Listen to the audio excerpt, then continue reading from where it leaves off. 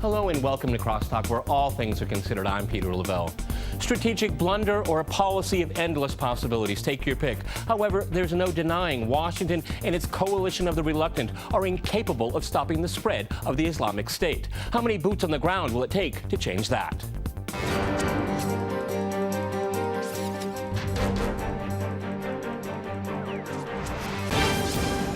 To CrossTalk the Islamic State, I'm joined by my guest, Sami Ramadani in London. He is a contributor on Iraq and the Middle East for The Guardian, as well as a senior lecturer in sociology. In New York, we have Benjamin Reynolds. He is an American writer and a foreign policy analyst. And in Washington, we cross to Ray Locker. He is the Washington Enterprise editor for USA Today. All right, gentlemen, CrossTalk rules. In fact, that means you can jump in anytime you want, and I very much encourage it.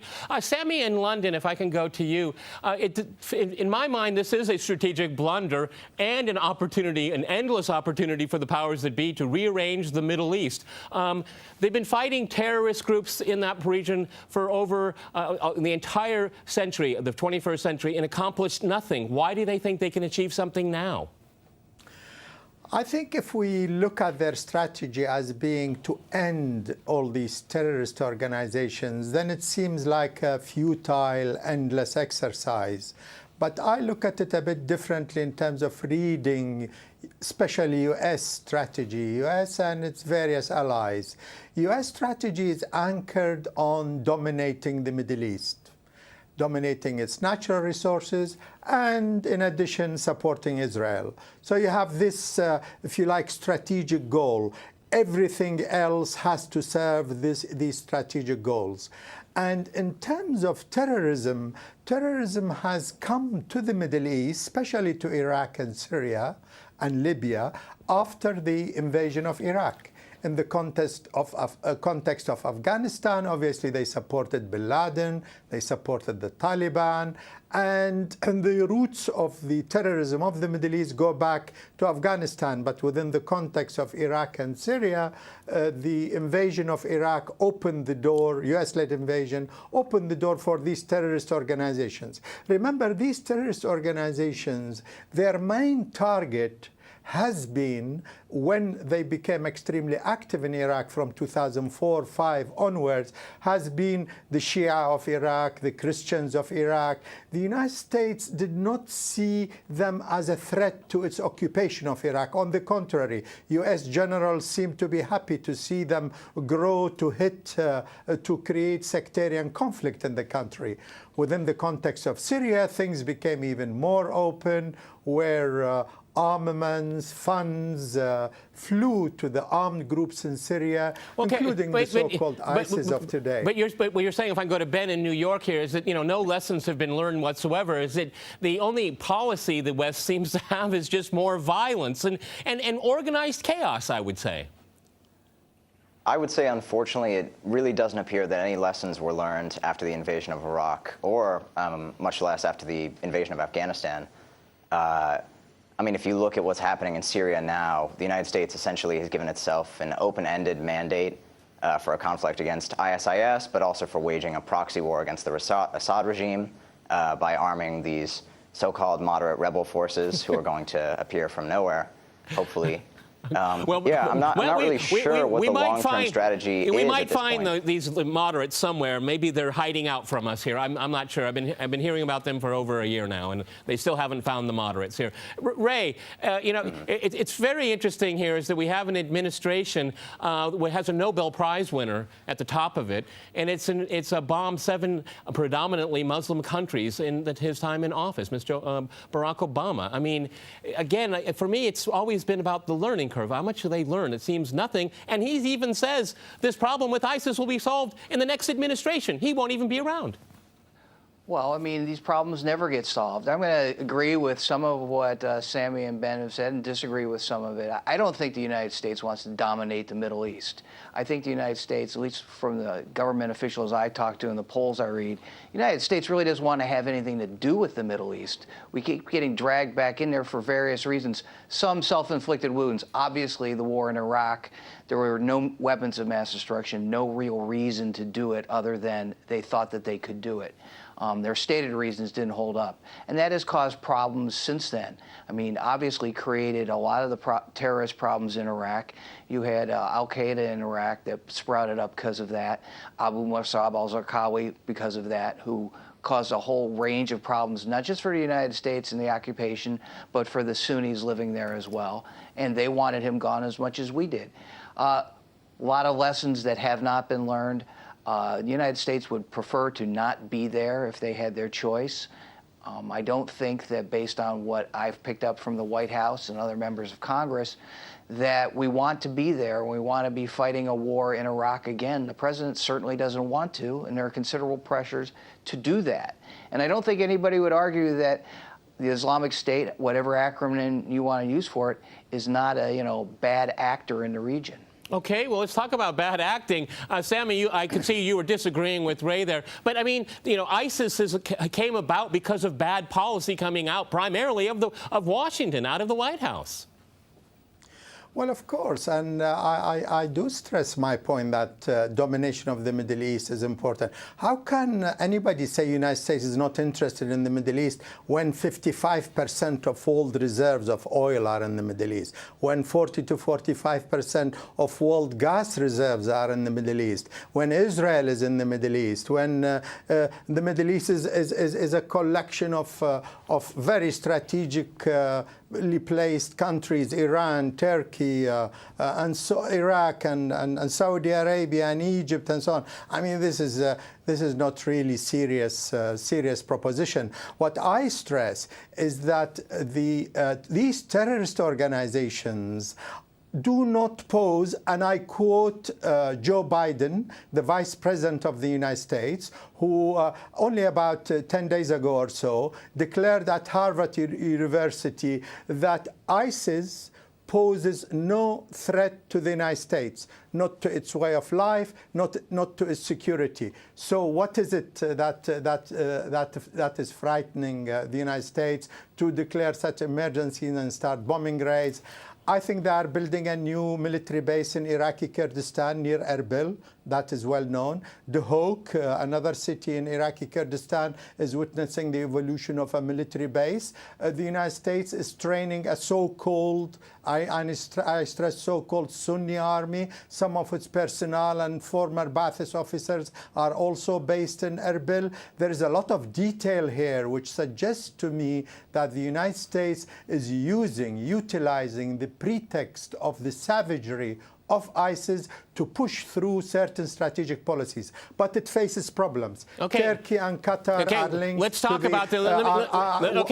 Let me go back to let me go to Ben here in New York. I mean, the proposition of using ISIS as some kind of proxy threat. I mean, the media wants everyone to be really afraid of them, and that's not to mean that they're not a nasty group of people, but they are the worstest, the baddest, the meanest, etc., etc. They're being funded by the Saudis, but that doesn't get much coverage in the U.S. But Ben, what about Assad and then the other agenda, Iran? Well, honestly, if you look at what's going on in Syria and what's been going on in Syria over the past 3 years, the real story there has been about the link between the Syrian government and Iran and about attempting to diminish Iranian influence in the region. That's why so much money has come from Turkey and the Gulf, trying to destabilize the regime and, if possible, remove it. That's largely why the United States has funded a series of covert programs attempting to arm, to some extent, rebels in fighting in Syria. It's not so much about the humanitarian crisis that ISIS poses. I mean, if you look, as long as ISIS was contained within the borders of Syria, it really wasn't a problem for the United States. And it wasn't necessarily a problem for the United States when ISIS entered Anbar province in Iraq, but only when ISIS started to approach some key strategic areas like the outskirts of Baghdad or Erbil in Iraqi Kurdistan did we actually choose to intervene. I think it is much more a strategic calculation, although I personally find it to be a dubious proposition that ISIS actually poses a threat to vital strategic U.S. interests in the Middle East, if it has any there. Okay, what do you think about that, Ray? Can you react to that? Because again, it seems to me that ISIS is a lot of hype, and it has a lot of pickup trucks. Go ahead. I just don't know how anybody could see any of the videos, not just of the beheadings of the journalists and the hostages, but the mass executions of people by members of ISIS, and think that they're this benign group that can be left alone to do whatever it wants in the region. I mean, we talked earlier about Afghanistan, essentially a failed state run by the Taliban, hosted bin Laden. From there, he launched the 9/11 attacks. Now, it doesn't take a great imagination to see what happens if ISIS controls a large swath of Iraq, maybe parts of Kurdistan, maybe even Baghdad, taps into all that oil revenue that it could get, and who knows what it supports. And what's happened in the United States is no politician can afford to take the risks that this is a benign group. We're going to let them do their own thing and worry about what happens later. You have to react. I mean, that's what happens when you have a democracy like this, and we're like 3 weeks away from elections, and chances are Republicans could pick up the Senate. They are more vocal about this than the Democrats are. So there's obviously an imperative on the part of the United States to do something. I'm not going to say that I think it's the right thing to do. I don't know what the right thing to do is. And, talk about what Sami has mentioned. We got 100 years of history in this region trying to manipulate various parts of Iraq, Syria. No one's got it right. I don't know if anybody's going to get it right this time, but it seems like there's an imminent threat that people need to deal with. Okay, gentlemen, on that note, okay, well, go. Sami, go ahead, jump in real quick, Ben. We got 20 seconds. Go ahead. Ray, I don't think the issue is necessarily that ISIS doesn't pose a problem in the Middle East. It's that the conditions that allowed for ISIS to emerge were actually created by the last series of American interventions in the region. And I think it's imperative for the United States to avoid these kinds of Okay, gentlemen, on that point, I'm going to jump in here. We're going to go to a short break, and after that short break, we'll continue our discussion on the Islamic State. Stay with RT.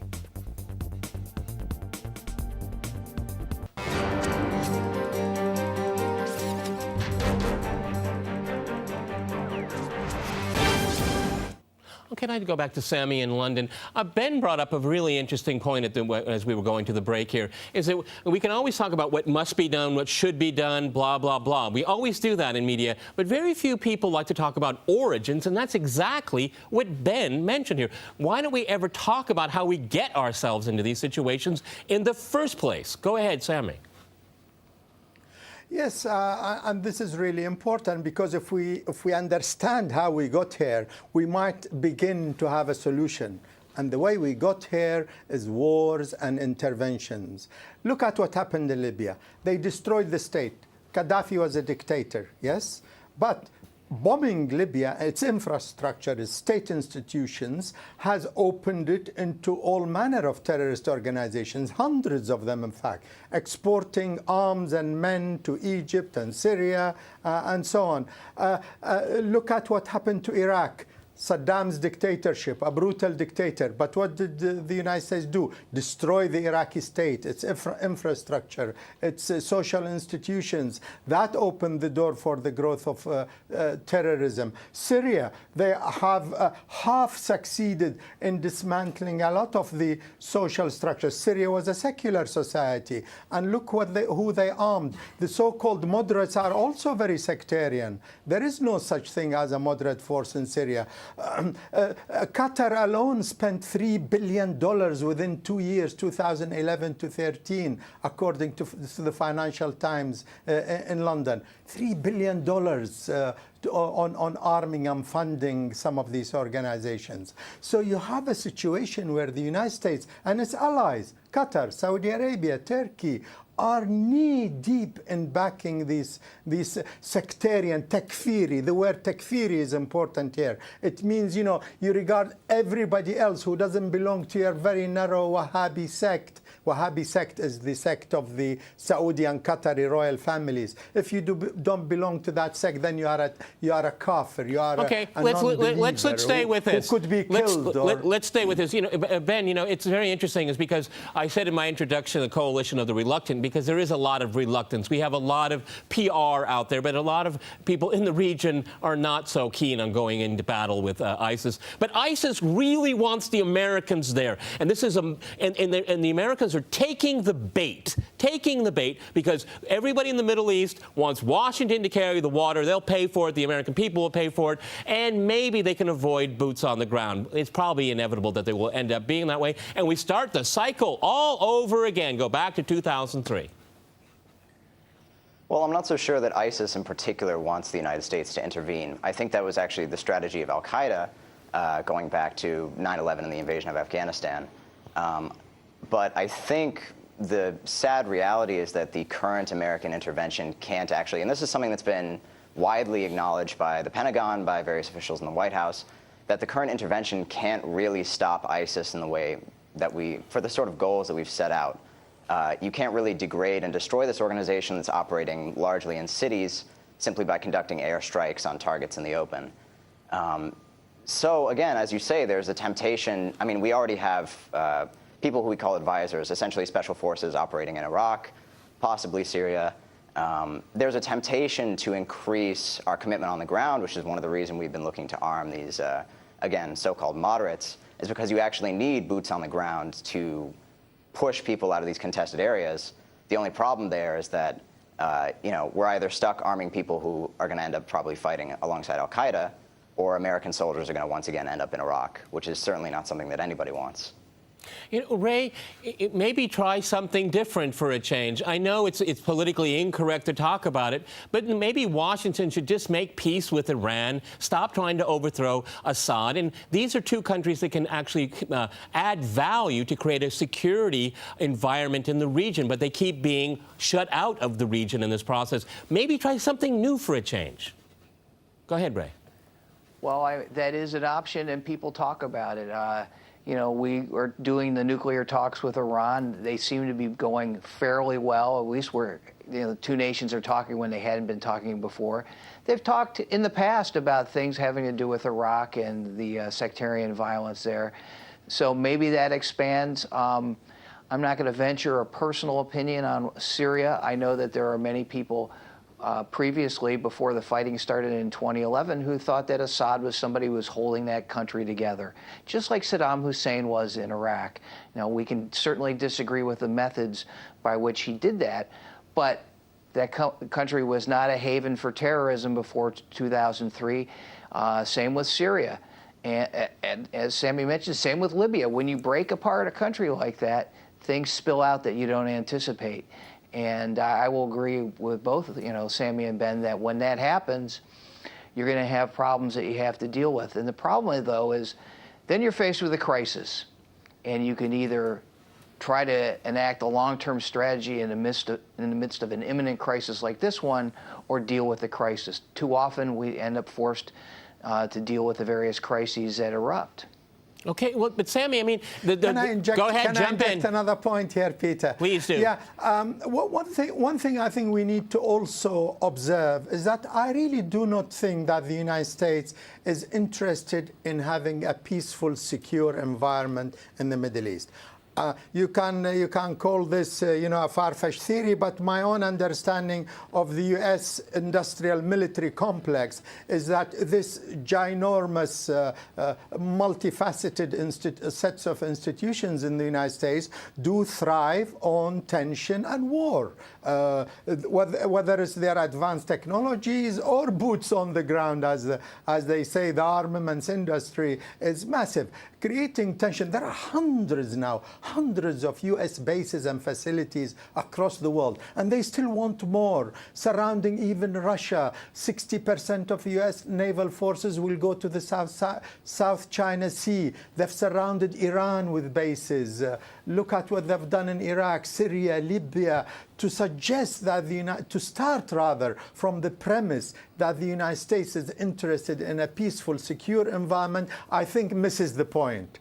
The United States does not mind tension, does not mind insecurity in the area, does not mind the flare-ups and wars, because it sells arms, billions upon billions of dollars every year sold of arms to its allies in the region, let alone paying paying U.S. taxpayers money on these wars to the military-industrial complex. Let me go to Ben here. Let me go to Ben here. That's a good point there, because Ben, in this conflict, particularly with ISIS, everybody's got the same equipment. It's kind of interesting, isn't it? Okay, everyone has the same equipment fighting this battle here. It all comes from the same country, the United States.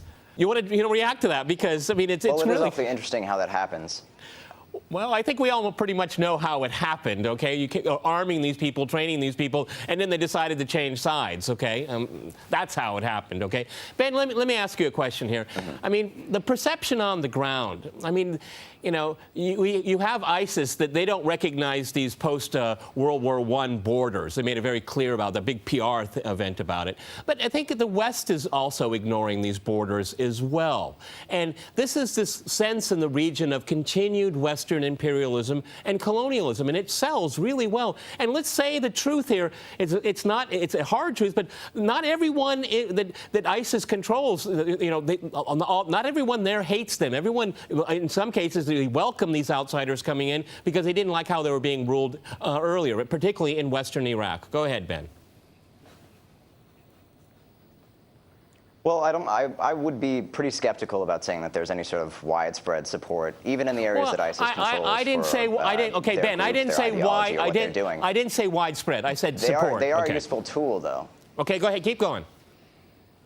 No, they were a useful tool. If you think about some of these ex-Ba'athist elements in Western Iraq, ISIS certainly presented an opportunity to sort of gain more autonomy, potentially break away from what was Maliki-dominated Baghdad. I think, sorry, the first part of your question was? No, I mean the perceptions on the ground, how people see still another intervention. It just perpetuates this interpretation of Western imperialism and colonialism, because again, it's the West determining borders, who's going to rule, who's not going to rule. From the ground, looking up, that's what it seems. Well, even if there were no intervention in Iraq and Syria, the United States would still be maintaining a large number of military bases in the Middle East. It would still be funding the militaries of Egypt, Israel, Jordan, Saudi Arabia in part. It would still be probably the most extensive arms dealer in the Middle East. The United States has a presence there whether or not it chooses to intervene in any particular conflict. So yeah, I think there is a little bit of basis to saying that the United States has sort of continued this sort of colonial or imperial mentality, albeit for basically increasingly less relevant reasons.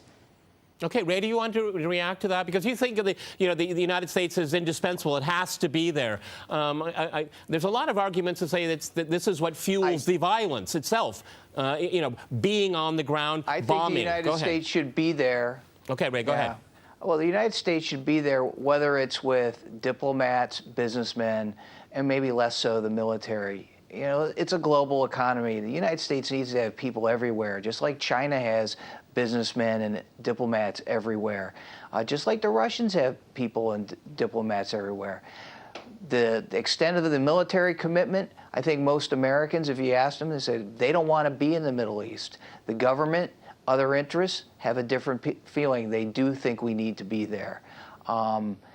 You know, we don't know what it's like to have a peaceful Middle East to decide whether the United States likes it or not, because we haven't had one in 100 years. Sometimes it's been the United States' doing, sometimes Great Britain's, sometimes the Soviet Union's, sometimes the people who live there themselves who can't seem to solve their own problems without violence. So, you know, to lay it at the feet of the United States all the time, I think is misleading. Not to say that this nation has not, you know, done its share of meddling. All righty. All right. On that note, gentlemen, we've run out of time. Fascinating discussion. Many thanks to my guests in London, New York, and in Washington. And thanks to our viewers for watching us here at RT. See you next time. And remember, CrossTalk rules.